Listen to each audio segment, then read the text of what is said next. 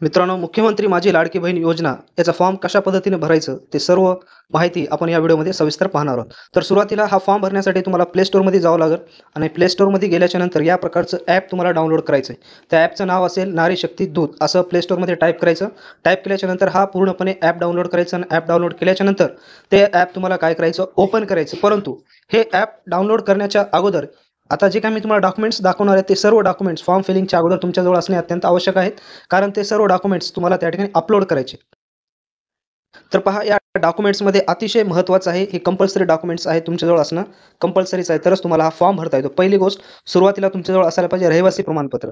आणि ज्या व्यक्तीकडे रहिवासी प्रमाणपत्र नसेल तर त्याला टी-सी किंवा निर्गम असायला पाहिजे.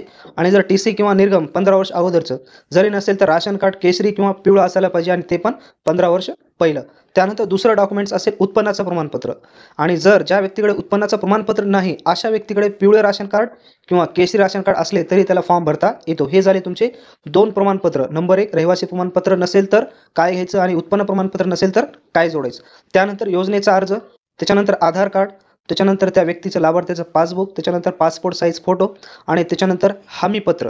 आता जे योजनेचा अर्ज आणि हमीपत्र असेल, तुम्हाला जर पाहिजे असेल तर डिस्क्रिप्शन बॉक्समध्ये टेलिग्राम ह्या चॅनलची लिंक दिलेली आहे, त्या ठिकाणी तुम्ही जाऊन डाउनलोड करू शकता. तर यानंतर पुढे पाहणार आहोत आपण ॲप डाउनलोड झाल्याच्या नंतर ते ॲप ओपन, अशा पद्धतीने हा ॲप ओपन झालेला आहे. आता ॲप ओपन झाल्याच्या नंतर तुम्हाला तुमचा जो मोबाईल नंबर आहे त्या महिलेचा, ज्या महिलेचा तुम्ही फॉर्म भरत आहात त्या महिलेचा मोबाईल नंबर तुम्हाला इथं टाईप करायचा आहे.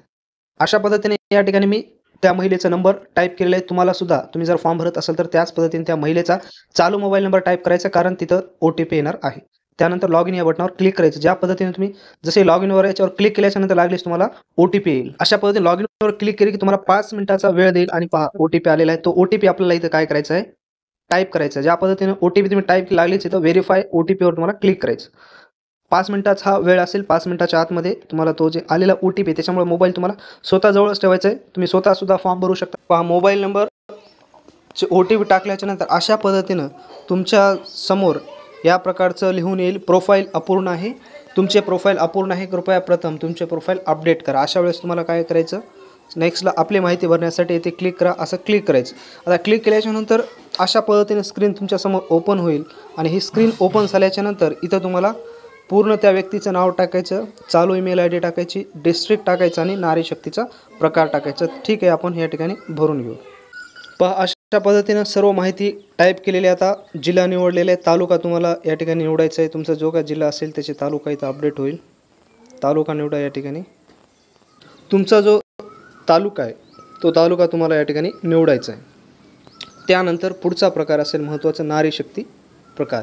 सामान्य महिला असेल तर सामान्य महिला, समूह संसाधन व्यक्ती जर असेल CRPFमध्ये तेल्या, बचत गट अध्यक्ष, बचत गट सचिव, सदस्य, गृहिणी, गृहिणी म्हणजेच घरी कार्य करणारी, आणि किंवा अंगणवाडी सेविका किंवा मदतनीस किंवा ग्रामसेवक, वार्ड अधिकारी, सेतू. तर ह्या ठिकाणी तुम्ही कोण आहात, गृहिणी आहात, त्याच्यामुळे तुम्हाला इथं गृहिणीवर क्लिक करायचं आहे. त्यानंतर इथं अपडेट करायचं. तुम्ही ज्या प्रकारचे नारी शक्ती प्रकार असेल तो प्रकार तुम्हाला तिथं व्यवस्थितपणे निवडायचा आहे. तर मी या ठिकाणी गृहिणी हा प्रकार निवडलेला आहे आणि पुढे सबमिट करायचं. पहा, सर्व माहिती भरल्याच्या नंतर अशा पद्धतीनं तुमच्याजवळ तुमची प्रोफाईल ही ओपन होईल. व्यवस्थित एकदा प्रोफाईल तुम्ही चेक करा, तुमचं नाव व्यवस्थित आहे का, ईमेल ID व्यवस्थित आहे का, मोबाईल नंबर व्यवस्थित आहे का, तसेच जिल्हा व्यवस्थित आहे का, तालुका व्यवस्थित आहे का. ओके.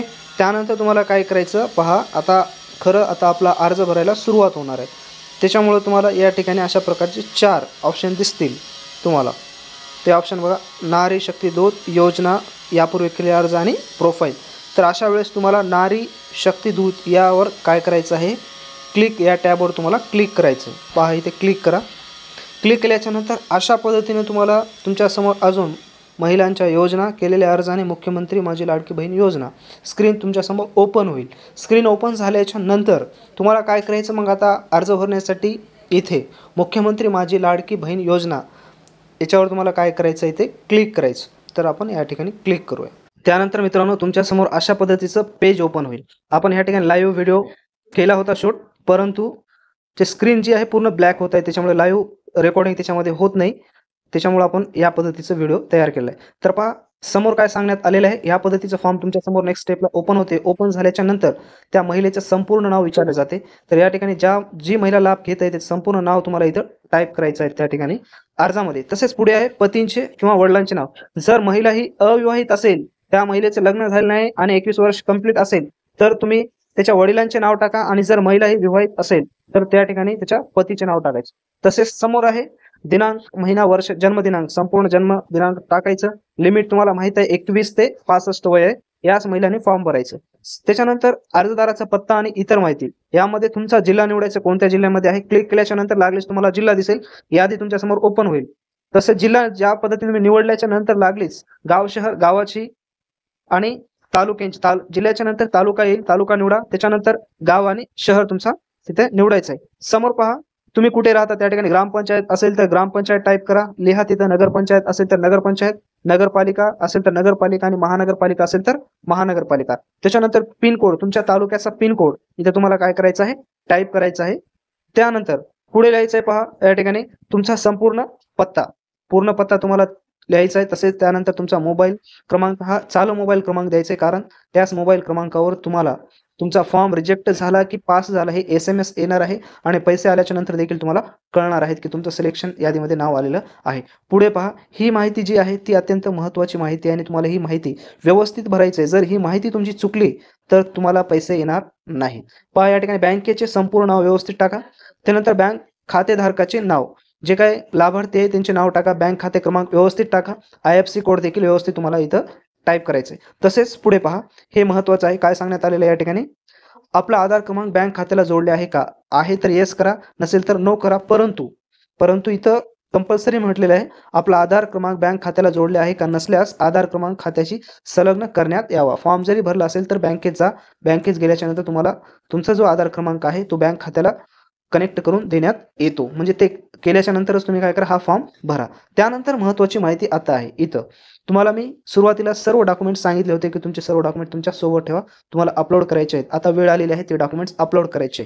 त्याच्यापैकी एकही डॉक्युमेंट जर नसेल तर तुमचा फॉर्म हा रिजेक्ट होऊ शकतो, कारण ह्या फॉर्मची सुद्धा पडताळणी किंवा चाचणी होणार आहे. त्यानंतरच जेवढ्या काही महिलांचे सर्व डॉक्युमेंट व्यवस्थित असतील त्यांनाच त्यांचं नाव येणार लिस्टमध्ये आणि त्यांनाच लाभ मिळणार आहे. त्याच्यामुळे सर्व डॉक्युमेंट तुमचेही महत्त्वाचे असतील. यामध्ये प्रथम आधार कार्ड तुम्हाला अपलोड करायचं, PDF अपलोड करा.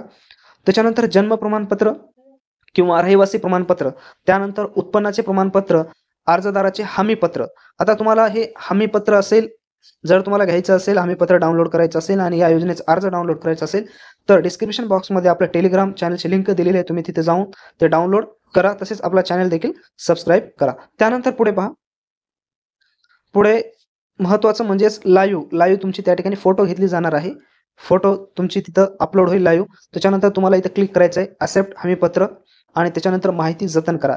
अशा पद्धतीने तुम्हाला तुमचा संपूर्ण फॉर्म भरायचा आहे. हा पूर्ण व्यवस्थित फॉर्म भरल्याच्या नंतरच तुमची यादी लागेल आणि त्या यादीमध्ये तुमचे जर सर्व डॉक्युमेंट व्यवस्थित असतील तर तुम्हाला त्या योजनेचा 100% लाभ मिळणार आहे. आणि ही माहिती जर तुम्हाला कंटेंट व्यवस्थित वाटलं, महत्त्वाचं वाटलं तर 100% जर तुम्ही व्हिडिओ पाहत असाल तर लाईकच करा, सबस्क्राईब तर करायला विसरूच नका. आणि हा व्हिडिओ सर्व तुमचे जे काही फॅमिली मेंबर्स असतील, मित्र कंपनी असतील, सर्वांना हा व्हिडिओ नक्की शेअर करा.